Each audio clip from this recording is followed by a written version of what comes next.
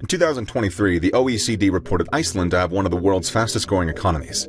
It ranks in the top 3 for quality of life and has been enjoying a tourism boom for the past decade. And yet, Iceland has one of the world's lowest population densities. In 2023, Iceland's population was just over 390,000 in a country with an area of 100,000 square kilometers. At just over 3 people per square kilometer, it ranks amongst the world's lowest, along with Mongolia, Namibia, and Australia. However, these countries have vast areas of land, whereas Iceland is roughly the same size as Ohio. So why does a country with such economic potential and great quality of life have so few people? Well, much of it's beyond Iceland's control. Geology and climate are the 2 main factors in preventing population growth and an increase in migration to Iceland. It's famous for its truly unique landscapes, which include volcanoes, geysers, glaciers, and fjords. However, this physical beauty is also a hindrance to population growth. Added to this is Mother Nature, not so much the climate as the weather. Iceland has a notoriously low number of sunny days per year and very short periods of daylight in the middle of winter.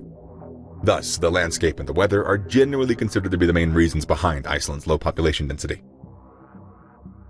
Let's look at these factors in a little more detail. First of all, Iceland's landscape. It is by no means the smallest country in Europe. With a land area of 100,000 square kilometers, Iceland is bigger than Denmark, Switzerland, or Croatia. However, it is the type of land that's critical. The bulk of Iceland's interior is uninhabitable. In fact, it's estimated that as much as 80% of the country is unsuitable for living, due to its volcanic activity, massive glaciers, and rugged mountain ranges.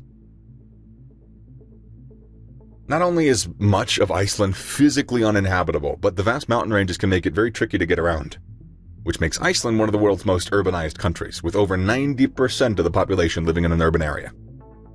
Half of the population lives in the capital, Reykjavik, sorry for the pronunciation, or nearby regions, situated on the lower southwestern corner of the island. The greater, this word that the editor will put on the screen with all the pronunciations, thank you editor, this area accounts for around 235,000 Icelanders. They really have no choice. For example, the Icelandic highland covers the bulk of the island's interior. It is a vast 40,000 square kilometer mix of basalt mountains, cold deserts, volcanoes, and lava fields. It's also impossible to farm in this area due to the volcanic soil. And what's more, the rugged mountainous interior is also the coldest part of Iceland. The Icelandic highland accounts for almost half of the total land area of Iceland, which doesn't leave much else for suitable living areas. Most of the population lives in the southwestern region, while the remainder lives in towns scattered across Iceland's coastline. Iceland's interior is one of the country's biggest tourism drawcards. The very fact that it's one of Europe's most barren and desolate regions is alluring for the more adventure-minded travelers. People come to marvel at glaciers, canyons, lush green volcanoes, geysers, natural hot springs, and black beaches. The volcanic soil, low summer temperatures, and widespread basalt mountain ranges make Iceland a tricky country to farm in, however. So most agriculture is confined to the greener coastal areas. The very name, Iceland, plus its northern location, conjures up images of freezing winters and bleak summers, and yet, Iceland's climate is not quite as harsh as some people probably think. Iceland's average temperatures are surprisingly high for its latitude. For example, in January, temperatures fluctuate between -3 and 3 degrees Celsius. In July, it's anywhere from 8 to 15 degrees. In the center of Iceland, in the thick of the highlands, it gets much colder, but the urbanized areas don't have it so bad in terms of braving the cold. It's gotten colder where I live out in Montana, not to dox myself. The one thing that does put some people off is the lack of sunny days. And let's face it, that's a big one for a lot of people. Iceland has an average of 1,258 hours of sunlight per year. Broken down into an 8-hour day, that is a paltry 157 days of sunshine. If more than half of your year is going to be spent in gloomy or overcast weather, it certainly makes you weigh up whether or not you actually want to live there. Especially when compared to neighboring countries in Europe. Even countries not specifically renowned for sunshine like the Netherlands and Germany have more sunny days than Iceland does. And if you throw in the incredibly short winter days, the weather starts to become a serious factor. Between December and January, it's not uncommon to have just 4 to 5 hours of daylight per day. For many, that would be too much to bear. For those toying with the idea of migrating to Iceland, that would no doubt be a massive consideration. Me personally, I kind of like the gloomy weather, but again, that's not most people. A further deterrent to living in Iceland is the notable high cost of living. Iceland consistently ranks amongst the world's most expensive places to live. It's up there with Switzerland, the Cayman Islands, and Singapore.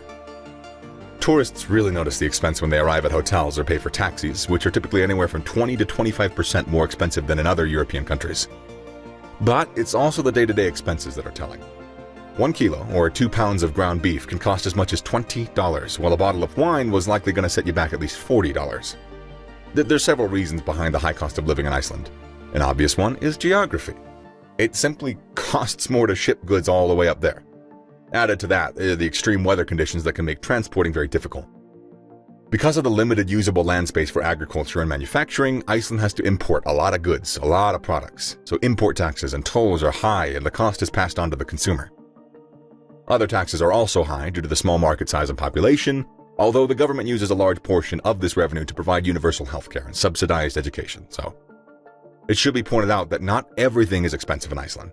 Energy prices are relatively low in comparison with other developed countries, and the government bears the cost for the important services like healthcare and education.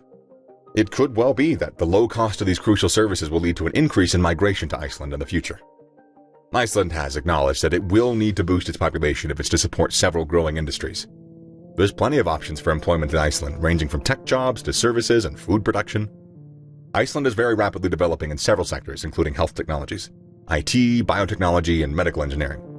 Added to the ever-growing tourism industry, employment opportunities are expected to continue to grow. Tourism is arguably the most important sector, though.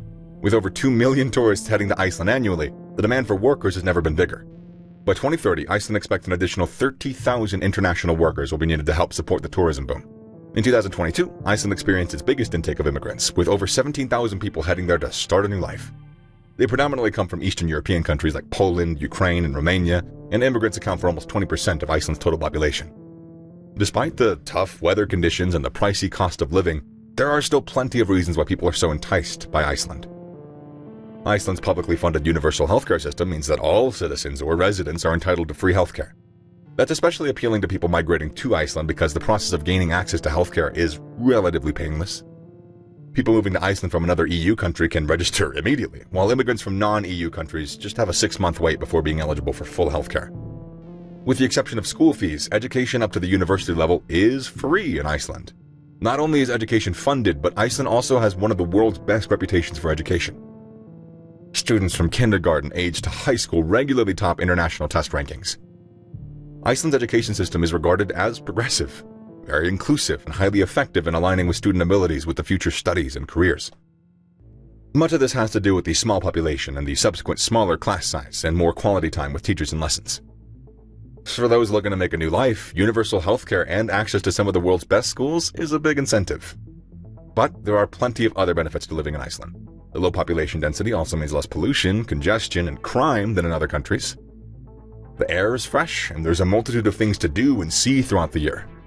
Iceland could well start attracting more and more immigrants who are prepared to put up with the short days and the cloudy weather.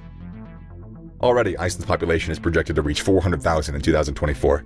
Since the bounce back for the global financial crisis, the population's actually increased by around 28%. With a median age of just 35, Iceland is poised to see its population density continue to rise.